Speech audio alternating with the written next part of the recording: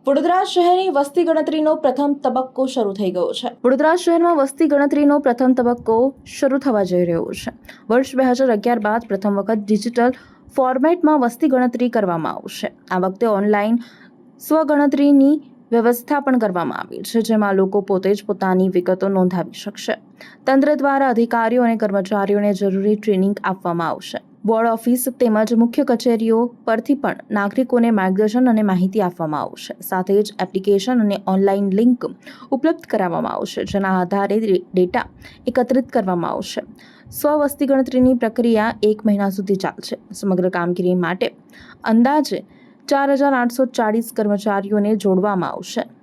વડોદરાની વસ્તી ગણતરીની જે ભારતના વસ્તી ગણતરી 2027ની જે કામગીરીમાં ગઈકાલથી જ અમે વડોદરા મહાનગરપાલિકાની ટીમ અને વડોદરા શહેરના આખા ટીમ જોડી ગયા છે.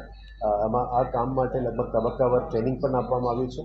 એટલે લગભગ 3 ટ્રેનિંગ્સ પણ આપવામાં આવી છે. અલગ અલગ બેચેસમાં પણ ટ્રેનિંગ આપવામાં આવી છે.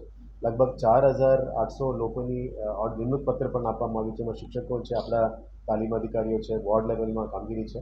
એટલે વડોદરા શહેરને 19 સબ બ્લોક્સમાં પણ ટૂંકમાં ડિવાઈડ કર્યું છે અને 71 બ્લોક્સમાં પણ ડિવાઈડ કરીને કામગીરી ગઈકાલથી શરૂ થઈ ગઈ છે.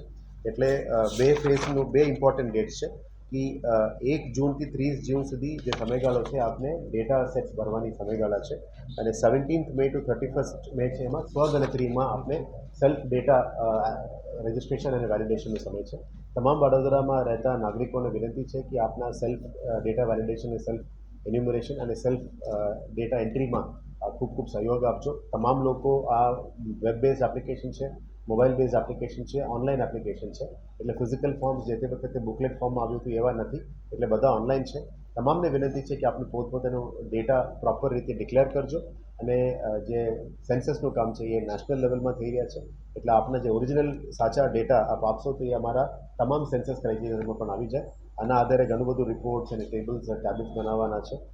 તમામ વડોદરાવાસીઓને અમે હાથ જોડીને વિનંતી કરીએ છીએ કે આપને આ જે ટીમ કામગીરીમાં આવશે અને આપણા જોડે સંપર્ક કરશે તો મહેરબાની કરીને એમને સહયોગ આપજો.